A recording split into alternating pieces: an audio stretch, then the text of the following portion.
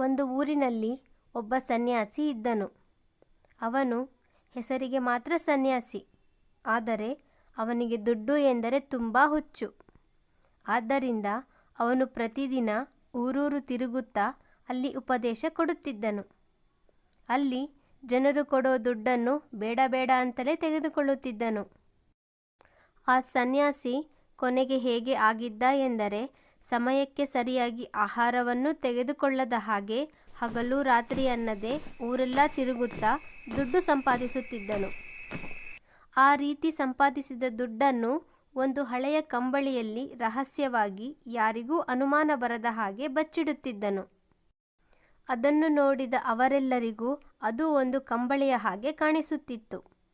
ಆ ಸನ್ಯಾಸಿ ಊರೂರು ತಿರುಗುತ್ತಾ ಇದ್ದಿದ್ದರಿಂದ ಆತನಿಗೆ ಒಂದು ಸ್ಥಿರವಾದ ನಿವಾಸ ಇರಲಿಲ್ಲ. ಎಲ್ಲಿಗೆ ಹೋದರೂ ಅಲ್ಲಿಗೆ ಜನರನ್ನು ಮರಳು ಮಾಡಿಕೊಂಡು ಅವರು ಕೊಟ್ಟ ಹಣವನ್ನು ಆ ಕಂಬಳಿಯಲ್ಲಿ ಜಾಗ್ರತೆಯಿಂದ ಬಚ್ಚಿಡುತ್ತಿದ್ದನು.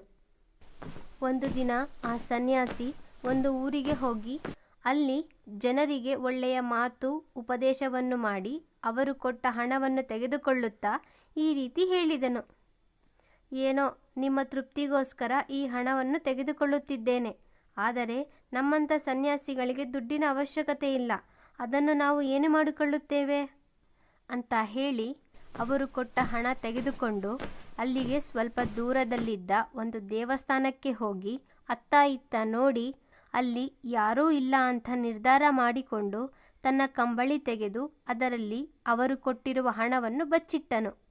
ಆ ಕಂಬಳಿಯಲ್ಲಿ ಅಲ್ಲಿಯವರೆಗೂ ಬಚ್ಚಿಟ್ಟ ದುಡ್ಡನ್ನೆಲ್ಲ ಲೆಕ್ಕ ಹಾಕಿ ಸಂತೋಷಪಟ್ಟನು. ನಂತರ ಮಾಮೂಲಾಗಿ ಆ ಕಂಬಳಿಯನ್ನು ತಲೆ ಕೆಳಗೆ ಇಟ್ಟುಕೊಂಡು ಹಾಯಾಗಿ ಮಲಗಿದನು. ಇದನ್ನೆಲ್ಲ ಶಿವಯ್ಯ ಅನ್ನೋ ಒಬ್ಬ ವ್ಯಕ್ತಿ ನೋಡುತ್ತಿದ್ದನು.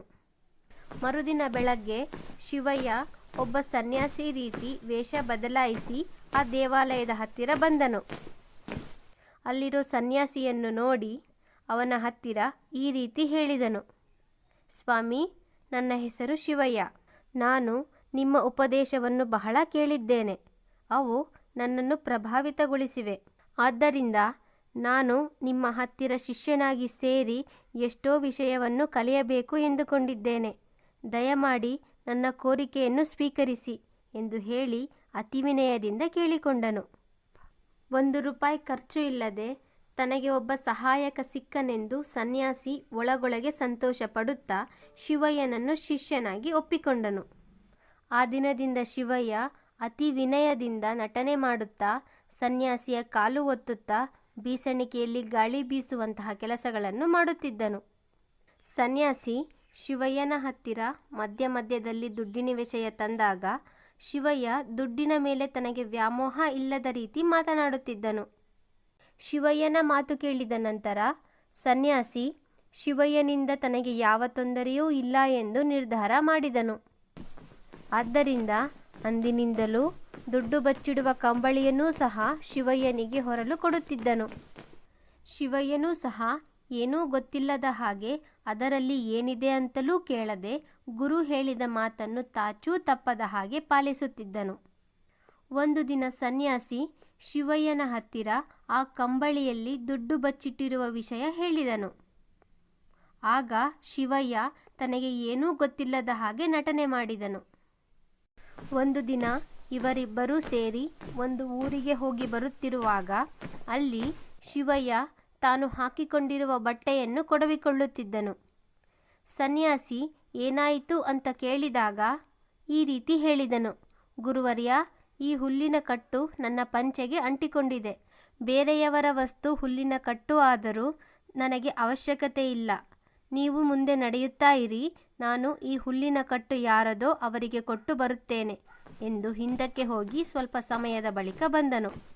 ಅಂದಿನಿಂದಲೂ ಆ ಸನ್ಯಾಸಿಗೆ ಶಿವಯ್ಯನ ಮೇಲೆ ಎಲ್ಲಿಲ್ಲದ ನಂಬಿಕೆ ಬಂದಿತು. ಆ ವಿಷಯ ಗಮನಿಸಿದ ಶಿವಯ್ಯ ಸರಿಯಾದ ಸಮಯಕ್ಕೆ ಕಾಯುತ್ತಿದ್ದನು. ಒಂದು ದಿನ ಅವರಿಬ್ಬರು ಒಂದು ಗ್ರಾಮಕ್ಕೆ ಹೋಗಿ ಬರುತ್ತಿರುವಾಗ ಸಂಜೆಯಾಗಿತ್ತು. ಸನ್ಯಾಸಿ ಸಂಧ್ಯಾ ವಂದನೆ ಮಾಡಬೇಕೆಂದು ತನ್ನ ಕಂಬಳಿ ಕಮಂಡಲ ಶಿವಯ್ಯನಿಗೆ ಕೊಟ್ಟು ಸ್ನಾನಕ್ಕೆಂದು ನದಿಗೆ ಇಳಿದನು. ಸ್ನಾನ ಮಾಡಿ ದಡಕ್ಕೆ ಬರುವುದರೊಳಗೆ ಶಿವಯ್ಯ ಕಾಣಿಸಲಿಲ್ಲ. ಅಲ್ಲಿ ದಡದ ಮೇಲೆ ಹಿಡಿದುಕೋ ಎಂದು ಹೇಳಿಕೊಟ್ಟಿದ್ದ ಕಂಬಳಿ ಕಮಂಡಲ ಏನೂ ಕಾಣಿಸಲಿಲ್ಲ. ಮೋಸ ನಡೆದಿದೆ ಎಂದು ತಿಳಿದ ಸನ್ಯಾಸಿ ತಲೆ ಚೆಚ್ಚಿಕೊಂಡನು. ಶಿವಯ್ಯ ಶಿವಯ್ಯ ಎಂದು ಕಿರುಚುತ್ತಾ ಎಲ್ಲ ಕಡೆ ಹುಡುಕಿದನು. ಆದರೆ ಫಲಿತ ಸಿಗಲಿಲ್ಲ. ಅಲ್ಲಿಗೆ ಶಿವಯ್ಯ ಕಂಬಳಿ ಜೊತೆಗೆ ಬೇರೆ ಊರಿಗೆ ಓಡಿ ಹೋಗಿದ್ದನು. ಆಗ ಸನ್ಯಾಸಿ ಈ ರೀತಿ ಅಂದುಕೊಂಡನು. ಎಷ್ಟು ವಿನಯದಿಂದ ನಟನೆ ಮಾಡಿ ನನ್ನನ್ನು ಮೋಸ ಮಾಡಿದೆ. ಆದರೂ ನಿನ್ನನ್ನು ನಂಬಿದ್ದು ನನ್ನ ತಪ್ಪು. ನಿನ್ನನ್ನು ನಂಬಿದ್ದಕ್ಕೆ ಸರಿಯಾದ ಗುಣಪಾಠ ಕಲಿಸಿದೆ ಎಂದು ದುಃಖಪಟ್ಟನು. ಒಂದು ದಿನ ಬಹಳ ಹಸಿದಿದ್ದ ಒಂದು ಕಾಗೆಯು ಆಹಾರವನ್ನು ಹುಡುಕುತ್ತಾ ಅತ್ತ ಇತ್ತ ಹಾರುತ್ತಿತ್ತು. ಆಗ ಅದು ಒಬ್ಬ ಮನುಷ್ಯನು ರೊಟ್ಟಿಯ ಚೂರೊಂದನ್ನು ತಿನ್ನುತ್ತಿರುವುದನ್ನು ನೋಡಿತು. ನೋಡಿ ಈ ರೀತಿ ಯೋಚಿಸಿತು, ನಾನು ಆ ರೊಟ್ಟಿಯ ಚೂರನ್ನು ಕಿತ್ತುಕೊಳ್ಳಬೇಕು ಎಂದು ಯೋಚಿಸಿ ಅದು ಹಾರಿ ಬಂದು ಆ ಮನುಷ್ಯನ ಕೈಯಿಂದ ರೊಟ್ಟಿಯನ್ನು ತನ್ನ ಕೊಕ್ಕಿನಿಂದ ಕಸಿದುಕೊಂಡು ಮೇಲಕ್ಕೆ ಹಾರಿತು. ಹಾಗೆ ಮೇಲೆ ಹಾರಿದ ಕಾಗೆಯು ಹತ್ತಿರದಲ್ಲಿದ್ದ ಒಂದು ಕಾಡಿಗೆ ಹೋಗಿ ಅಲ್ಲಿನ ಮರವೊಂದರ ಮೇಲೆ ಕುಳಿತುಕೊಂಡಿತು. ಅದು ಈ ರೀತಿ ಯೋಚಿಸಿತು, ಆಹಾ, ಈ ರೊಟ್ಟಿಯ ಚೂರು ಬಹಳ ರುಚಿಯಾಗಿರುವಂತಿದೆ ಎಂದುಕೊಂಡು ಅದು ಸಂತೋಷಪಟ್ಟಿತು. ಆದರೆ ಸ್ವಲ್ಪ ದೂರದಲ್ಲೇ ಒಂದು ನರಿಯು ಕಾಗೆಯನ್ನು ಒಂದೇ ಸಮನೆ ಗಮನಿಸುತ್ತಿತ್ತು.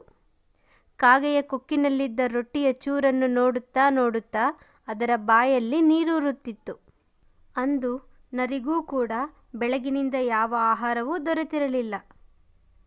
ಹೇಗಾದರೂ ಮಾಡಿ ಆ ರೊಟ್ಟಿಯ ಚೂರನ್ನು ನನ್ನದಾಗಿಸಿಕೊಳ್ಳಬೇಕು ಎಂದು ಮನಸ್ಸಿನಲ್ಲಿಯೇ ಹೇಳಿಕೊಂಡಿತು.